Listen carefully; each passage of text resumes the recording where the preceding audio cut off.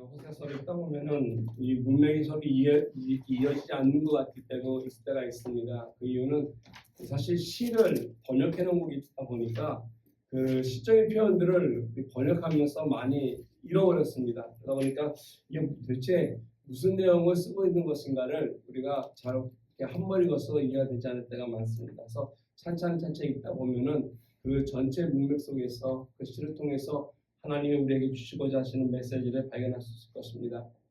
이처럼 어떤 메시지가 되건 또 우리 삶 속에 있는 것이겠든 그것을 이해하기 위해서는 밑에 있는 베이스가 매우 중요하다는 것입니다. 시적인 것이기 때문에 시를 알아야만이 이쪽 표현들을 이해하듯이 또 이것이 하나의 어떤 그 여러 가지 역사책이라든지 또는 우리가 일상에서 공부하는 한국책이 할지라도 우리가 베이스가 있지 않다면은 그 내용을 잘 우리가 이해하지 못할 것입니다. 우리가 마찬가지로 집을 지을 때도 그렇지 않나 생각이 듭니다. 집을 건축할 때 보면은 중요한 것이 있다면은 그건 아마 기초일 것입니다. 다른 것이 잘 갖춰 있어도 기초가 허약하면은 결국 그것은 반드시 든든하게 설 수 없다는 것입니다. 근데 이 기초라고 하는 것이 재밌는 것은 뭐냐면 잘 드러나지 않는다는 것입니다. 평상시에는 그게 잘 되어 있는지 준비가 되어 있는 것인지 완공이 된 것인지 잘 모른다는 것입니다. 1차적으로 기초라고 하는 것은 대개 이 건물 같은 경우는 바닥 밑에 있기 때문에 그것을 우리가 파서 확인하지 않는 한 우리가 그걸 알 수 없다는 것이죠.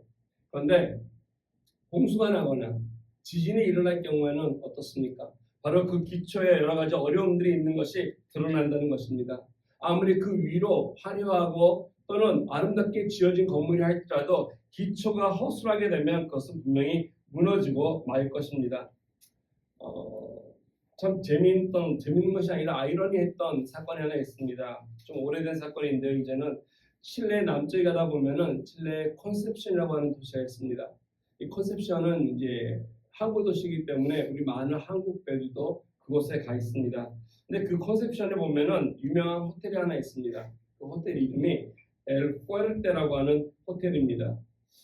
이 엘 푸에르테라는 말은 요새라는 말인데요. 아주 든든하게 정말 이렇게 봐도 견고하게 지어진 이런 건물이라는 것이죠. 근데 이 호텔을 짓는 데 있어서 굉장히 투자한 시간이 많았다는 것입니다. 정말 많은 자재들이 낭비라고 할 정도로 여기에 투자가 되었습니다. 뿐만 아니라 건축 기간도 보통 주로 한 1년 3개월, 1년 6개월이면 마무리할 수 있는 이러한 호텔 건물임에도 불구하고 이 포르테 건물은 얼마나 걸리냐면 5년 4개월이라는 시간이 걸렸습니다. 기초공사만 하는데 3년 이상의 시간을 투자했다는 것입니다. 그래서 누가 봐도 저거 이루어질 거야? 언제 다 끝나지? 언제 마무리될지 할 정도로 주변 사람들이 처음에 관심을 갖다가도 시간이 지나가면서 마무리되지 않을 것 같았던 건물이었고 건축 끝난 후에도 당시에 많은 사람들 하여금 정말로 많은 자재와 시간을 낭비했던 그런 건축물로 하나의 예가 되었습니다. 그런데 2010년도 2월 27일 새벽이었습니다. 8.8도의 강도의 쓰나미가 그 콘셉션 칠레 남부를 강타했습니다. 정말로 많은 도시에 있는 많은 대부분의 건물들이 하나 둘씩 아니 모두가 붕괴되고 말았다는 것입니다. 도로가 끊기고 넘어지고 정말 파손되고 정말 끔찍한 일을 당했는데 한 가지 재밌는 것은 이 호텔만큼은 아무런 데미지가 없이 경고했다는 것입니다. 그 이유가 무엇이겠습니까? 기초가 견고하게 만들었기 때문에 그렇습니다. 평소에는 잘 모릅니다. 그러나 그 기초가 흔드는 지진이 찾아오게 되면 정말로 진가가 드러난다는 것입니다. 우리들의 삶 속에서도 우리들의 신앙이 그럴 때가 있습니다. 우리들의 여러 가지 모습으로 살아가는 ip사의 모습이 있지만은 외형이 반듯한 것 같고 좋은 것 같지만 우리 신앙의 뿌리가 무엇인지를 우리가 잊지 말아야 할 것입니다. 더 정확히 말씀드리면 우리가 시련 가운데 있을 때 나의 믿음의 그 기초가 무엇인지 우리가 분명히 있을 때 어떤 유혹이나 또 시련이 와도 넘어지지 않는다는 것입니다. 이런 면에서 정말 우리가 바른 신앙생활을 하기 위해서라면은 우리들의 과제 가운데 내 삶 속에 내가 믿고 있는 나의 신앙이 어떤 믿음 위에 바로 서 있는가를 살펴봐야 할 것입니다. 어떤 믿음 가운데 우리가 이 세상을 살아가야 하겠습니까? 해답은 하나입니다. 그것은 바로 하나님을 믿는 믿음이라고 하는 것입니다. 근데 문제는 다 하나님을 고백합니다. 하나님을 이야기합니다. 그런데 그 하나님을 믿고 안다고 하지만 사람마다 이야기하다 보면 하나님에 대한 개념이 너무 다르다는 것입니다. 토마스 켄이라고 하는 유명한 조직신학자가 있는데 그는 이런 말을 했습니다. 하나님에 대한 우리 개념이 우리 신앙생활의 컬러처럼 다양하다는 것입니다. 우리 신앙생활의 컬러가 내가 어떤 하나님을 믿고 있느냐를 결정할 때가 많다라는 것입니다. 그래서 어떤 사람의 신앙 모습을 가만히 보면 어떻게 주를 살아가는가 보면 어떠한 하나님을 인식하고 믿는지를 우리가 발견할 수 있습니다. 어떤 분은 하나님을 무서운 분으로 인식을 하고 살아가는 분들이 계십니다. 그래서 우리 하나님은 나의 죄가 무엇인지 내가 죄 짓는 순간을 노려보고 계시고 그래서 심판하시려고 기다리시는 분과 같은 엄격한 그런 분으로 인식하는 분들이 계십니다. 그래서 하나님을 두려워합니다. 이래서 누가 그랬냐면 마틴 루터가 그랬습니다. 종교 개혁자였던 그는 어려서부터 아주 엄격한 아버지 밑에서 자라다 보니까 알게 모르게 늘 하나님에 대해서 생각할 때마다 그 하나님은 사랑이 아니고 자비가 아니고 좋으신 분이기보다는 자기를 향해서 잣대를 따내고 엄격하게 잘 살아가는지를 말씀하고 있는 하나님을 인식했습니다. 매우 율법적인 삶을 살아갈 수밖에 없었던 이 루터가 훗날에 하나님의 칭의에 대한 하나님께서 나를 의롭게 여기신다고 하는 이 놀라운 소식을 깨닫고 종교 개혁을 했다는 거 아니겠습니까? 반면에 어떠한 사람들은 하나님에 대해서 우리 하나님은 좋으신 분이야, 사랑이 많으신 분이야.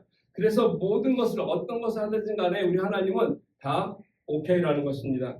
죄를 짓고 잘못을 해도 우리 하나님께서 우리 앞에 나가서 기도하고 회개하면 다 용서해 주셔. 우리 하나님은 좋으신 분이야라고 인식하시는 분들의 삶을 가만히 보면 그들은 하나님을 두려워하지 않고 그들은 하나님께서 준비해 놓으신 심판을 인정하지 않는다는 것입니다. 아울러 더 나아가서는 그렇게 좋으신 그 사랑 많으신 하나님이 어떻게 지옥 같은 것을 만들어 놓겠어라면서 지옥의 존재까지도 인정하지 않는 그러한 삶으로 살아가는 분들도 계시다는 것이죠. 어떤 분들은 또 매우 열정적이기 때문에 열심을 하기 때문에 우리 하나님이 이와 같은 분으로 인식할 때가 있습니다. 또 성경을 보면서 하나님께서 얼마나 열심히 사역하시는지 역사하시는지 보면서 그들의 신앙의 색깔도 매우 뜨겁고 열정적일 때가 많습니다.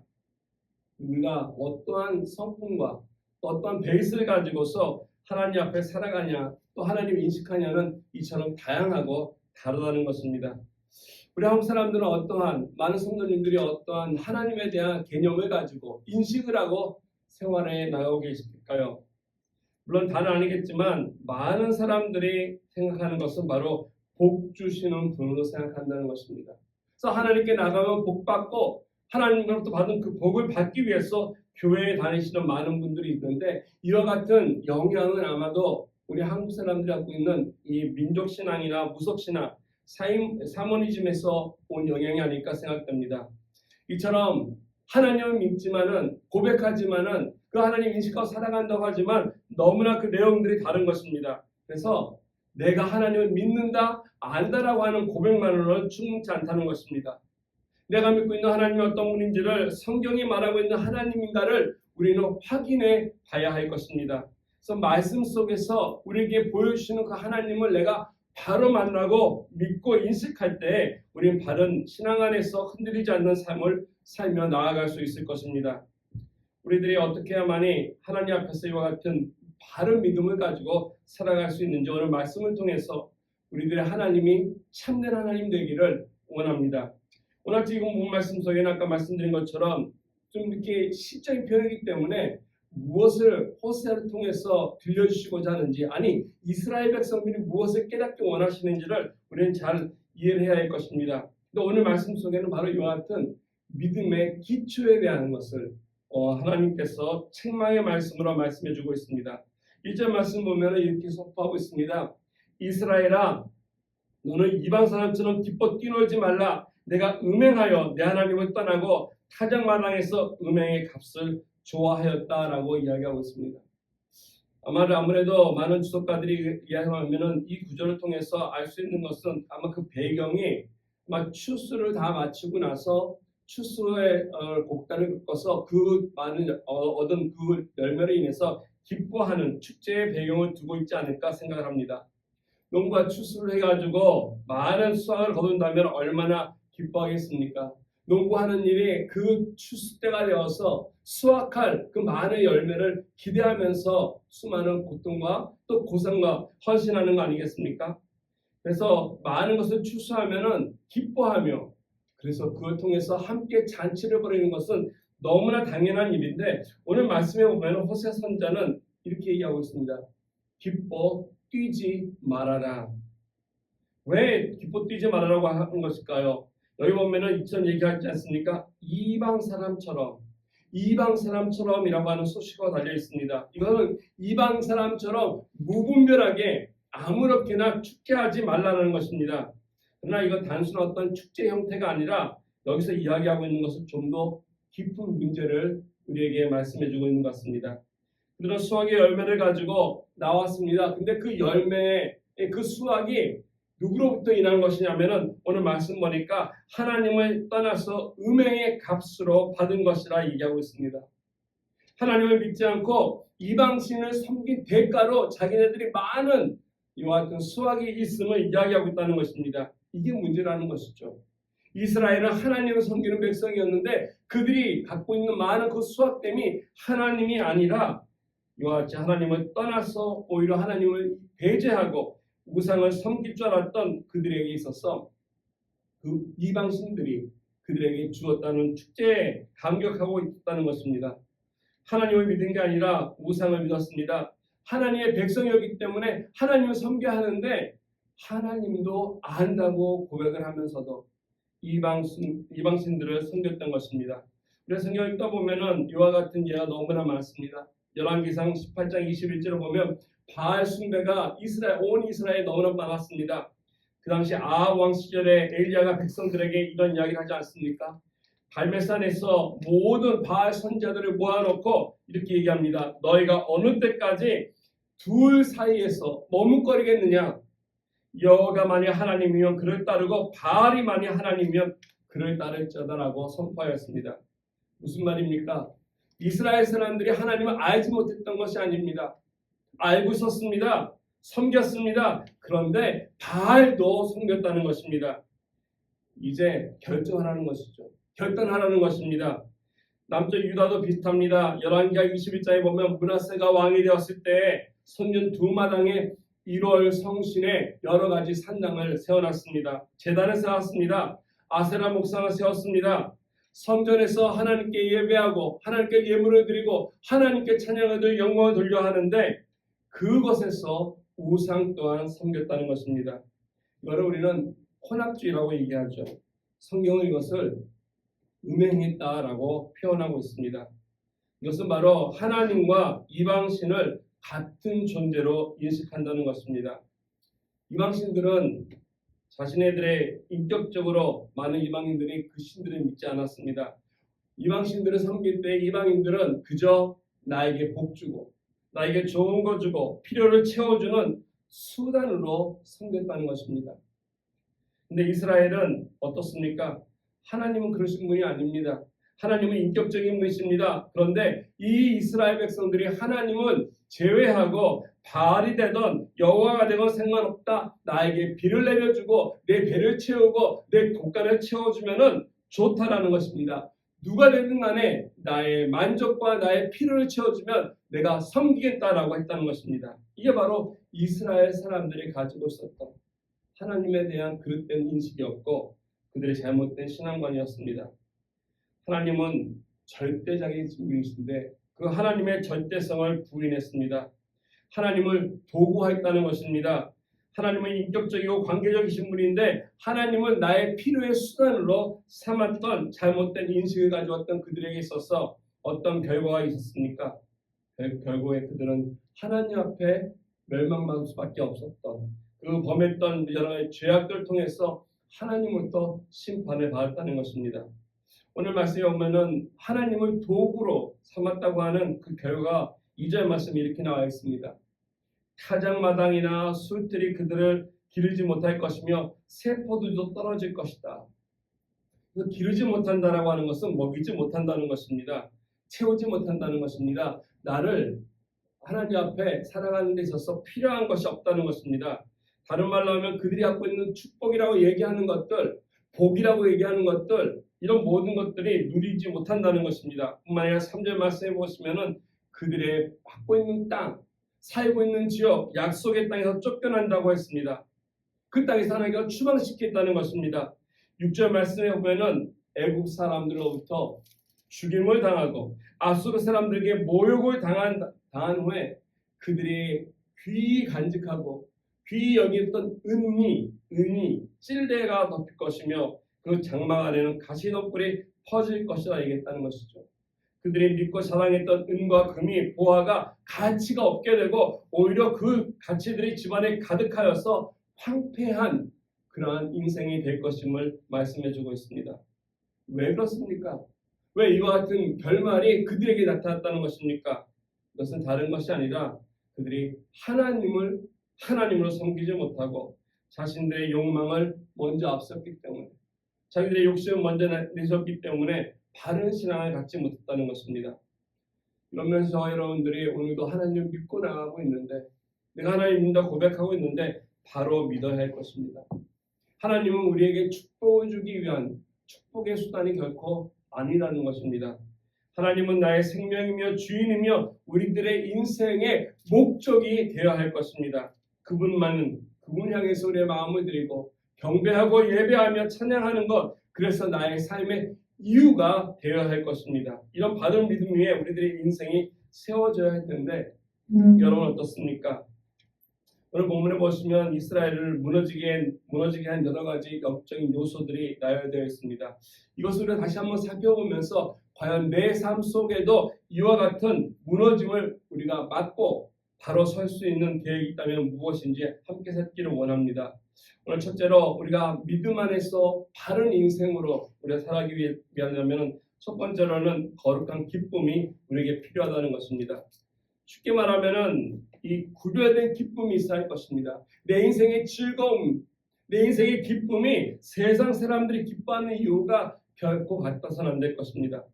하나님의 백성이 기뻐하는 이유가 있습니다. 달라야 한다는 것입니다. 가치관이 다르기 때문에, 살아가는 삶의 목표가 다르기 때문에 세상 사람들이 기뻐하는 이유와 우리가 기뻐해야 할 이유가 분명히 다른 것입니다. 오늘 본문에 다시 돌아보면은 이스라엘 백성들이 기뻐하며 뛰어났다고 기록하고 있습니다. 근데 그 이유가 다름이 아니라 하나님을 섬기는 백성이었기 때문이 아니라 그들의 손에 쥐어진 추수를 통해 왔던 수확 때문에 그들은 기뻐했습니다. 그 수확은, 그들이 얻었던 그 많은 재물들은 바로 그들이 섬긴 우상을 통해서 하나님 앞에 아닌 우상을 섬긴 대가로 받았다라고 얘기하고 있습니다. 하나님 없이 세상을 따르며 얻게 된 수확입니다.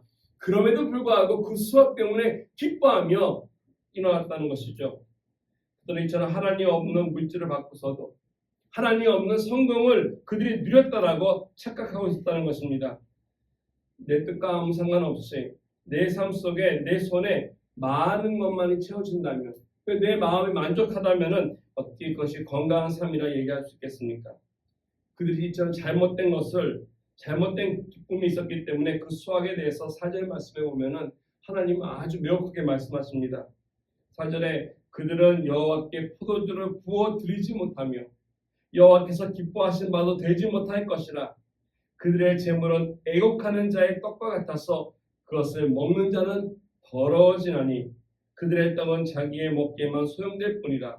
여호와의 집에 드릴 것이 아니다 라고 말씀하고 있습니다.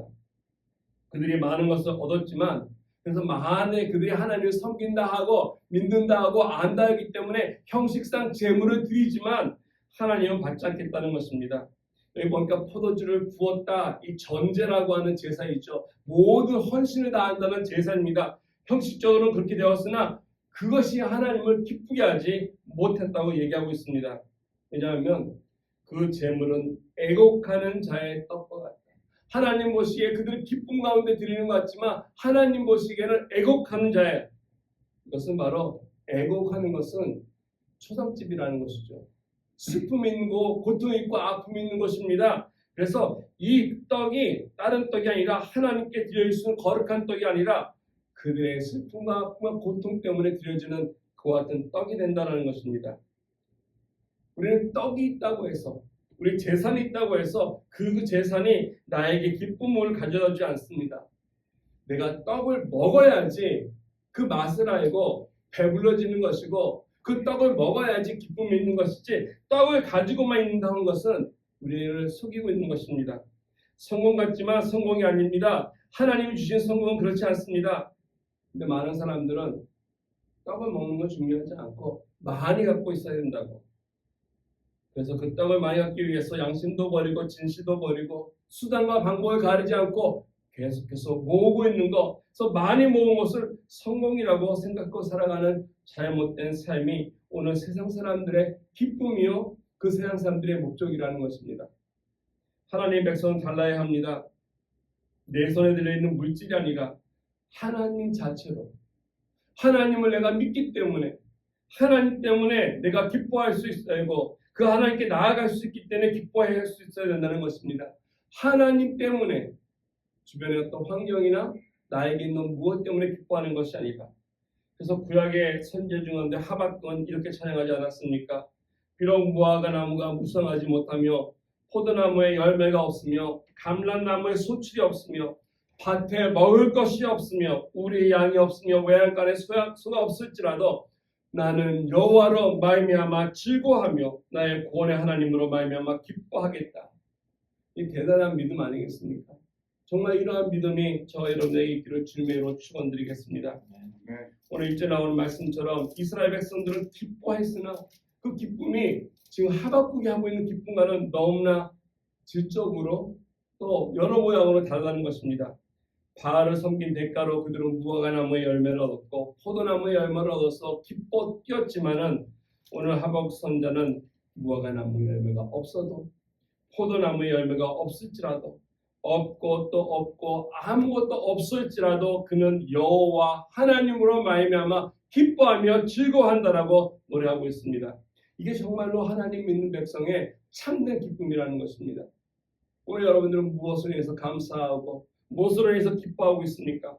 우리가 하나님 때문에 하나님이 살아계시고 하나님이 내 삶 속에 나의 모든 목적이 되심을 내가 분명히 확신할 때 우리는 그와 같은 기쁨이 우리에게 있어야 할 것입니다. 우리 주변에 일어나는 많은 일들을 생각하면서 아픔과 고통 가운데서도 우리가 낙심될 때도 있고 안타까움을 느낄 때가 있습니다. 오늘 잠깐 얘기한 것처럼 우리 이영미 선도님의 아픔이나 우리 김규 장로님의 아픔 때문에 우리 삶 속에 오는 질병들로 인해서 우리 마음이 근심이 쌓이고 염려될 때 있다는 것이죠. 그럼에도 불구하고 이러한 근심과 걱정과 염려가 우리의 기쁨을 빼앗을 수 없다는 사실입니다. 이미 작고하신 우리 팀 켈러 목사님 아마 여러분 잘 아실 것입니다. 팀 켈러 목사님 책도 많이 나왔기 때문에 굉장히 좋으신 분이고 그런 말씀을 전했던 분인데 안타깝게도 2020년도에 7월에 그분이 췌장암으로 선고를 받았습니다. 암이 발견되고 나서 담당 의사가 어렵게 얘기했다고 합니다. 가능성이 없다는 것이죠. 수술도 할 수 없고 치료제도 없다라고 얘기했습니다. 아마 한 1년 정도 살아날 수 있는 확률이 20% 정도밖에 남지 않았다고 하는 사형 선고를 받았습니다. 티켈러 목사님도 이 얘기 듣고 처음에는 굉장히 당황스러웠다고 합니다. 특별히 혼자 남게 될 아내를 생각하면서 두려워하고 정말 많이 우셨다라고 그가 고백을 했습니다.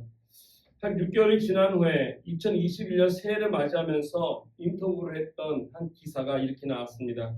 거기서 팀켈러 목사님은 이렇게 고백했습니다. 나는 암 진단 이전으로 돌아가기 원치 않습니다. 왜냐하면 나는 지금 전과는 전혀 다른 방식으로 하나님을 누리고 있기 때문입니다. 특히 기도의 기쁨이 그 어느 때보다 더 깊고 크다는 것입니다. 암이라는 선고를 받고서 두렵고 슬프고 불안했음에도 불구하고 시간이 지나면서 내 인생의 목적이 무엇인지를 바로 깨달았던 이 팀켈러 목사님은 자기의 주된 그 질병이 상황과 상관없이 자기에게 있어서 좋은 것이 되든 나쁜 것이 되든 상관치 않냐고 지금까지 그의 인생을 붙들고 인도하신 하나님만을 의지하겠다고 하는 그 하나님 때문에 기뻐하겠다고 하는 참는 기쁨을 발견했다는 것입니다. 느헤미야는 이렇게 얘기합니다. 여호와로 인하여 기뻐하는 것이 너희의 힘이다라고 말씀해주고 있습니다. 실제로 틴켈러 목사님은 암 진단 후에 6개월 동안 14번의 힘을 받았다고 합니다. 또 물론 많은 분들이 그를 위해서 기도해 주셨기 때문에 6개월 동안에 현저하게 그 암세포가 많이 줄어들고 건강이 좋아진 듯 했으나 결국 그는 하나님의 품에 안기게 되었습니다. 우리가 하나님을 기뻐하면 우리의 환경 상관없이 우리는 기쁨 가운데 살아갈 수 있습니다.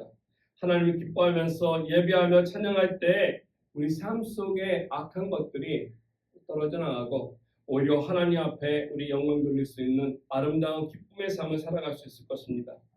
이런 면에서 내 손에 무엇이 있는지, 내 주변에 무엇이 있는지 그것이 중요한 것이 아니라 내 마음속에 하나님이 계신가를 확인해야 할 것입니다. 그때 하나님이 나의 기쁨이 되고 나의 힘이 되고 나의 전부가 된다면은 우리는 우리 삶 속의 어떤 환경과 상관없이 이것을 이겨내고 승리하며 나아갈 수 있을 것입니다. 두 번째로 우리에게 이러한 바른 믿음을 통해서 기쁨 얻게 하는 것이 중요한 것이 있는데 그것은 바로 하나님의 말씀을 잘 수용하는 것입니다. 우리가 우리들의 인생 가운데 바른 믿음으로 살아가기 위해서 이처럼 하나님이 나의 전부임을 고백하며 그것이 나의 기쁨이 되는 것도 중요하지만 그 다음에는 하나님 말씀 위에 서는 것입니다. 왜냐하면 오늘 이스라엘 백성들이 무너지고 하나님 앞에 멸망당하고 하나님을 잃어버리게 된 그 첫 번째 요인이 잘못된 기쁨이 있었다면 두 번째는 하나님의 말씀을 무시했다는 것입니다. 우습게 여겼습니다. 그리고 그 말씀을 경청치 않았다는 것입니다. 오늘 7절 말씀에 보시면은 분명히 이렇게 얘기하고 있습니다. 형벌의 날에 이르러 보응의 날이 온 것을 이스라엘이 알지라. 선지자가 어리석었고 신에 감동하는 자가 미쳤나니 이는 내 죄악이 많고 내 원한이 큽니다. 선자가 누구입니까? 하나님의 말씀을 대언한 사람 아닙니까? 근데 여기 보니까 선자는 어리석다, 신에 감동되냐는 미쳤다라고 하는 표현이 나오고 있습니다. 이것이 바로 그 말씀이 기록한 그대로 그 당시 선자들이 정말 어리석었고 미쳤다라고 하는 것이 아니라는 것이죠. 다른 말로 하면은 하나님의 말씀을 대언하는 것, 하나님의 말씀이 미쳤다, 이해가 되지 않는다, 상식적이지 않다, 이거 받아들일 수 없다라는 것입니다. 대다수 많은 영어 성경이나 스페인어 성경도 그렇고 이 구절에 의해서 아주 정확하게 표현하는 것이 많은데 저 쉬운 성경에서 이렇게 번역되고 있는 것을 봤습니다. 쉬운 성경에 보니까 이렇게 얘기합니다. 이스라엘아, 이걸 알아둬라. 심판의 때가 이르고 내 죄값을 치를 때가 왔다. 너희의 죄가 너무 많고 미움이 너무 커서 너희는 예언자를 바보라 생각하고 하나님의 영을 받은 사람은 미쳤다라고 말한다. 저는 이 번역이 맞다고 생각합니다. 그래야만이 이 문맥상 이스라엘 사람들이 왜 하나님 앞에 이와 같은 멸망을 당했는지를 말씀해 줄 수 있기 때문에 그렇습니다. 많은 선조를 통해서 이스라엘 향해서 수없이 하나님의 말씀을 그들에게 전했습니다. 돌이켜야 할 것이고 회개할 것이고 바로 살아가라고 말씀했습니다. 그 중에 한 사람이 호세아입니다. 그런데 이와 같은 하나님의 말씀을 외치는 자를 향해서 하는 이야기가 미쳤다라는 것이었죠. 바보다라고 하는 것입니다. 참고로 오늘 9장 마지막 절 17절 말씀을 잠깐 보시면은 이렇게 얘기합니다. 그들이 듣지 아니함으로 내 하나님이 그들을 버리셨다라고 말씀을 맺고 있습니다. 하나님께서 말씀하실 때에는 우리가 그 말씀을 받으라고 말씀하시는 것입니다. 그 말씀을 받아야만이 우리가 살 수 있기 때문에 그렇습니다. 그 말씀을 거부하고 무시하게 되면 우리는 인생의 길을 잃어버리고 뿐만 아니라 그 인생에서 무너지게 되는 것입니다. 이게 바로 이스라엘 백성들에게 하나님의 말씀에 대해 보여준 결과라는 것입니다. 그들의 믿음이 무너진 이유 여러 가지 있겠지만 가장 중요한 것은 하나님의 말씀을 바로 듣지 못했습니다. 그 말씀을 바로 듣고 따라 살아가는 것이 이처럼 매우 중요하다는 것입니다. 많은 사람들이 얘기하기를 내가 열심히 노력하고 착하게 살고 바르게 살고 선하게 살면 되지 그렇게까지 우리가 신앙생활하면서 하나님 말씀을 연연해야 할 것인가? 우리가 아무리 노력해도 하나님 말씀에 따르지 않으면 결국에는 망하게 됐다는 것입니다. 반대로 하나님의 말씀에 집중해서 그 말씀을 따라 살게 되면 하나님은 우리를 바르게 이끌어 주시고 하나님께서 원하시는 기뻐하시는 그 기쁨 가운데 축복된 삶으로 우리를 동행해 주신다는 것입니다. 그래서 우리가 주마다 나와서 말씀을 듣는 것입니다. 또 큐티하면서 말씀을 묵상하는 것입니다. 매일매일 성경을 보면서 그 하나님의 말씀을 우리 삶 속에 적용하고 살아가기 원하는 것입니다. 그래서 이러한 말씀들을 우리는 존중해야 할 것이고 이 말씀들을 마치 귀한 손님을 대접하듯이 우리 마음속에 모셔야 할 것입니다. 그 말씀을 품고 살아갈 때 이 말씀이 나의 삶 속에 나의 믿음이 흔들리지 아니하도록 어렵고 힘든 순간 속에 힘이 되어주고 우리를 지탱해 줄 수 있는 기초가 된다는 것입니다. 저와 여러분들이 건강한 믿음으로 바른 믿음으로 이 세상에 살아가기 원한다면 하나님에 대한 인식이 바로 있어야 할 것입니다. 이게 1차적인 것이죠. 두 번째는 이처럼 하나님의 말씀에 순종하고 따라가고자 하는 겸손한 마음이 우리에게 있어야 할 것입니다. 그 말씀이 나를 살게 하기 때문에. 근데 세 번째로 우리에게 필요한 것이 있습니다. 건강한 믿음 가운데 살기 위해서는 우리들의 하나님 앞에 첫사랑을 회복해야 한다는 사실입니다. 하나님 앞에 우리들의 사랑이 다시 한번 일어나야 할 것입니다. 성경에 보면 우리가 지금 계속 호세아를 보지만은 사실 가장 밑에 깔려 있는 하나님이 계속해서 이스라엘 향해서 이와 같은 이야기를 하는 것은 하나님의 사랑입니다. 정말 참으로 많이 사랑하셨습니다. 이스라엘 사랑하시고 또 사랑하셨음에도 불구하고 반면에 이스라엘은 그 하나님의 사랑을 잊어버리고 있다보다 저버리고 다른 길로 갔다는 것입니다. 이것이 바로 이스라엘 향해서 그들의 믿음을 저버리게 되고 하나님께 버림받게 된 세 번째 요인이라고 말씀드릴 수 있습니다. 오늘 10절 말씀에 보면 하나님께서 애초에 이스라엘 백성들이 가졌던 생각이 어떤 생각이었는지 어떤 마음이었는지를 잘 보여주고 있습니다. 옛적에 내가 이스라엘 만나기를 광야에서 포도를 만난 같이 하였으며 그럼 광야에서 어떻게 포도를 만날 수 있을까요? 갈증이 있고 힘들고 어려운 그 가운데서 정말 달콤하고 싱싱한 포도를 만난다면 그 기쁨은 이루 말할 수 없을 것입니다. 너희 조상들이 보기를 무화과 나무에서 처음 맺은 첫 열매를 봄같이 하였거늘 그들이 바알 부월에 가서 부끄러운 우상에게 몸을 들이므로 저희가 사랑하는 우상같이 가증하였다. 여기 옛날이라고 하는 표현이 나오죠. 옛적에 언제일까요? 너희 조상이라고 하는 단어가 나오는 걸 보니까 아마 아브라함이나 이삭이나 야곱을 떠올릴 수도 있습니다. 그런데 이 문맥상을 볼 때는 그때가 아니라 이스라엘 백성들이 지금 광야를 지나가고 있다는 것이죠. 광야를 지나가 있을 때 한 민족이 되었을 때 그들을 향해서 하나님이 그들을 갖고 있었던 마음이 여기 나와 있습니다. 말씀해 보니까 광야에서 만난 포도 같다. 하나님 보시기에 이스라엘은 광야에서 만난 포도같이 큰 기쁨이었습니다. 그런데 이와 같은 신선한 기쁨과 생명이 있는 이 과일이었는데 뿐만 아니라 무화과 나무의 첫 열매를 보는 것 같았다 얘기하고 있습니다. 이 이스라엘 사람들에게 있어서 첫 열매라고 하는 것은요, 수확한 것 가운데서도 가장 최상품 얘기하는 것입니다. 하나님께 구별해 드리기 위해서 가장 좋은 것을 모았던 것이었기 때문에 이처럼 하나님은 이스라엘을 볼 때 가장 좋은 상품으로 최상품으로 그렇게 보았습니다. 가장 아름답고 가장 존귀하고 정결하고 귀중한 존재로 하나님은 이스라엘을 보았는데 이스라엘은 어떻게 했다고 하고 있습니까? 말씀 보니까 바알 부월에게 가서 부끄러운 우상에게 몸을 들였다라고 하고 있습니다. 바알 부월이라는 말은 이 바알이란 말은 이제 우상의 이름이죠. 부월이라는 곳에서 지역인데 부월이라는 곳에서 바알을 섬긴다는 것입니다. 즉 모압 사람들이 섬기던 우상이 이 바알 부월입니다. 모압 지역에 이 부월이라는 땅이 있었기 때문에 신명기 25장에 보게 되면은 이스라엘 백성들이 발람의 유혹에 빠졌습니다. 발람이 어떤 계략을 하냐면 이스라엘 백성들에게 모압 여인들과 함께 만나게 해서 모압 여인들로 하여금 음행하게끔 했던 사건이 있습니다. 그래서 이스라엘 남자들이 모압 여인들과 함께 같이 음행하는 결과로 인해서 24,000명이 죽음을 당한 사건이 기록이 되어 있습니다. 이게 바로 바알 부월의 사건입니다. 오늘 선지자 호세아는 이걸 동일한 일이 그때만이 아니라 지금도 일어나고 있음을 선포하고 있습니다. 말씀을 보면서 호세아서를 계속 보면서 계속 심판의 말씀, 어려운 말씀이지만 그 말씀 밑에 깔려있는 하나님 마음을 저는 보게 되었습니다. 여기에 하나님의 아픔이 있다고 저는 생각합니다.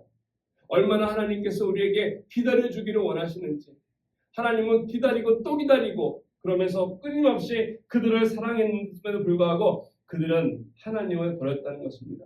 마치 창기처럼 이방신을 섬기며 하나님을 떠난 것입니다.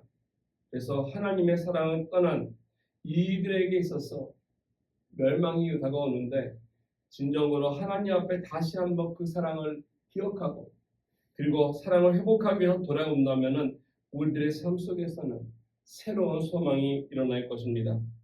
이게 바로 참된 믿음이 무엇이냐라는 것입니다. 참된 믿음은 하나님에 대한 사랑을 회복하는 것이죠. 이 세상의 어떤 영원한 축복보다도 하나님을 사랑할 때 우리들의 인생이 바로 세워지게 되고 영광을 돌린다는 것입니다. 언제 하나님을 처음 만나셨습니까? 언제 하나님에 대한 사랑이 있었습니까? 언제 예수를 통해서 나의 죄사함을 받고 기쁨 가운데 누렸던 그 기쁨과 그 사랑을 여러분 오늘도 잊지 않고 살아가야 할 것입니다. 이런 것들이 우리를 하여금 건강한 믿음을 갖게 하고 이 세상에서 주변을 둘러봐도 불안과 근심과 걱정 가운데 있지만은 소망을 가지고 살아갈 수 있는 인생이 되는 것입니다. 19세기 영국의 찬송가 작가 중에 에드워드 모트라는 분이 계십니다. 그럼 유명한 찬송가 작곡자는 아니었습니다. 어릴 때부터 교회 다니지 않았습니다. 근데 감사하게도 좋은 부모 밑에서 생활하면서 가까운 교회에 다니기 시작했습니다. 어려서부터 아버지와 함께 다니면서 캐비넷을 만드는 그러한 일을 했습니다. 근데 18살 됐던 해 어느 날 한번 아버지와 같이 토트넘에 있는 어떤 집회를 참석하게 되었습니다. 그 집회를 통해서 복음을 듣게 되고 예수님을 영접하는 놀라운 일이 그 삶 속에 일어났습니다. 그렇다고 해서 그가 달라진 건 아니었어요. 다시 자기 마을로 돌아와서 부지런히 열심히 캐비넷을 만드는 그런 일을 했습니다. 아무 변화 없이 오랜 시간이 흘러서 55세의 나이가 되었습니다. 그때 하나님의 부르심을 받고 침례교회의 목사로서 목회를 시작했습니다.